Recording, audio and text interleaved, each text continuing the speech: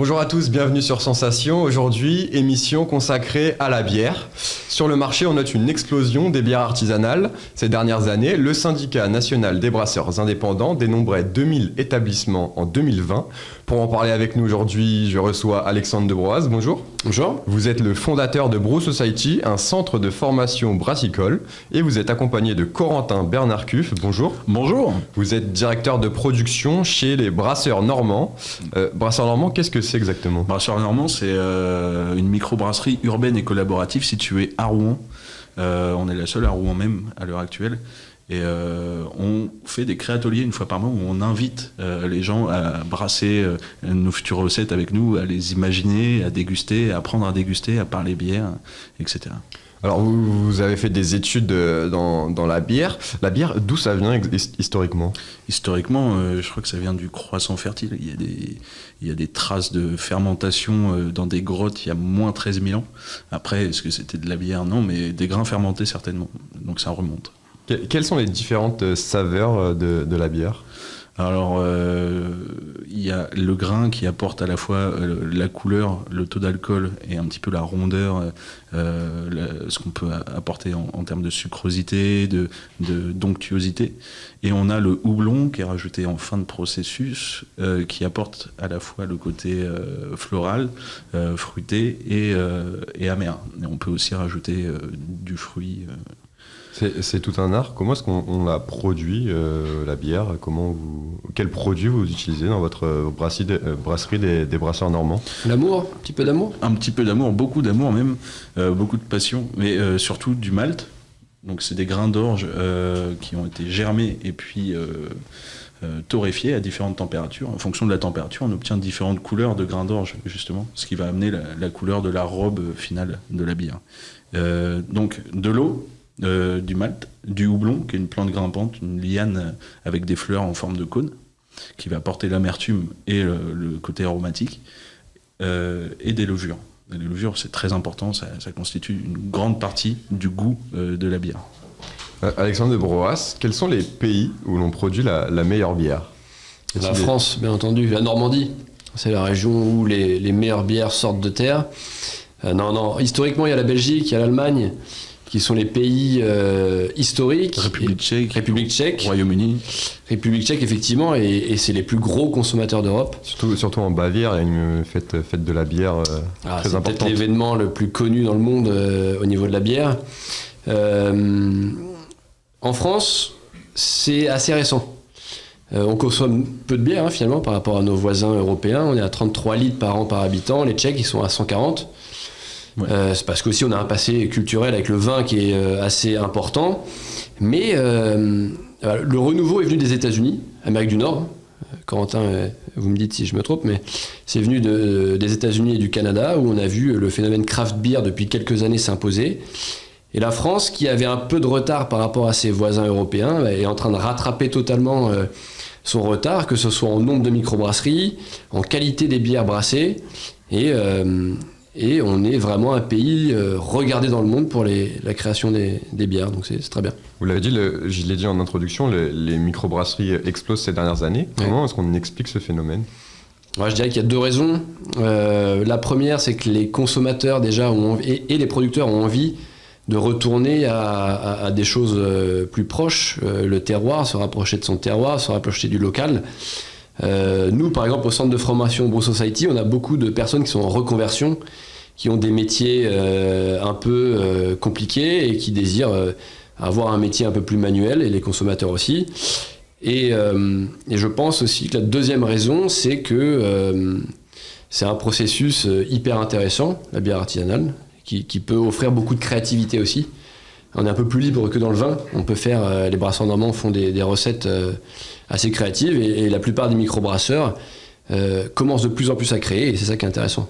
Pourquoi Corentin Bernard-Cuff avoir décidé de travailler dans une microbrasserie ? Quelle est la différence entre les bières, par exemple, artisanales que vous produisiez chez les brasseurs normands, contrairement à des bières que l'on trouve en rayon au supermarché ? Parfois, la frontière est très mince.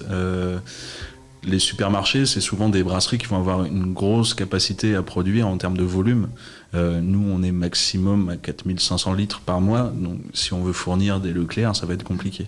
Et c'est pas forcément notre cible. Nous, on vise plus les bars, les caves à bière, les spécialistes. Voilà, c'est 2 brasseries, 2 volumes et 2 cibles différentes. Vous êtes donc le fondateur de Brew Society, Alexandre de Broas. Vous formez des brassicoles. Comment vous est venue cette idée de fonder Brew Society ? Il n'y avait pas d'autres moyens de former des brasseurs Donc il existe d'autres centres de formation en France. Moi j'ai fait une formation à l'été 2016 pendant une semaine dans un centre qui a changé depuis. Et je trouvais qu'il manquait certaines choses, soit de la pratique, soit un côté opérationnel, soit des outils un peu plus modernes. Chez Brew Society, on a 3 formations en présentiel, 2 sur le brassage en fonction des niveaux, une sur la zytologie, la sommellerie de la bière, plus des modules à distance. On a 16, bientôt 17 formations à distance sur des points spécifiques, ce qui permet aussi à certains qui ont des difficultés pour se déplacer, et le Covid, c'était ça, de pouvoir quand même continuer à se former. Et puis on a des outils aussi numériques. Alors tout ça, ça n'empêche pas que le présentiel c'est le plus important. La semaine brassage 1, la première formation de brassage, c'est 5 journées en présentiel sur Rouen. Et on brasse 2 journées, on a beaucoup de pratiques, mais effectivement on met aussi à disposition des outils numériques supplémentaires, de l'e-learning, plein d'outils spécifiques. Et on est vraiment opérationnel et ça se voit. On a sur la session dernière un Polonais, donc on a des étudiants aussi internationaux.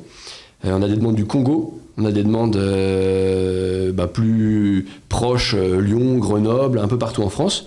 Donc c'est plutôt satisfaisant. Vous êtes donc sur quel type de profil vous visez ? Qui en général qui veut devenir brasseur ? Quelles études il faut avoir fait avant ? Est-ce qu'il y a des critères par rapport à ça ? Alors on a 2 profils. On a des amateurs qui veulent devenir pros. Donc ce sont des personnes qui vont brasser un peu chez eux. Ça peut arriver qu'ils aient reçu un kit dans le commerce et puis ils ont pris goût finalement au brassage. Donc des amateurs. Et puis des brasseurs un peu plus pros mais qui veulent encore monter en compétence. C'est pour ça qu'on a 2 formations. Brassage 1 pour des profils niveau 0 et brassage 2 qui dure, donc brassage 1 dure 1 semaine, brassage 2 dure 2 semaines. Et là on est effectivement sur des niveaux un peu plus élevés, on rentre beaucoup plus dans le détail biochimie, microbiologie et voilà les profils des amateurs, des gens en reconversion qui veulent partir vers le brassage de bière.